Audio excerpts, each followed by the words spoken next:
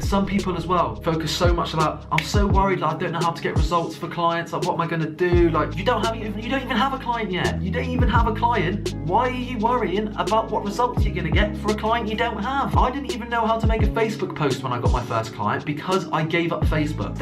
I still got a client, right? I had no previous experience. I never had a business. I didn't even have any experience in. I worked in a retail store. I didn't work in any corporate job. I have no portfolio, no previous video editing experience, no previous anything. I never worked for another business in my life. My first client phone call was the first sales or first phone call I ever had with a business owner, ever. So stop worrying about crap like that and focus on what's going to bring the money into the business. Cash flow and money is your whole business. It's the lifeblood of your company. The branding, the way you portray your business, your own social media pages for your company. You know what? If you've got 10 clients and you've got loads of money coming in, if you want to do that, outsource it. You don't need to be spending your time doing it. You need to be spending on your time focusing on getting clients for your business. You need to be working on the business, not in the business.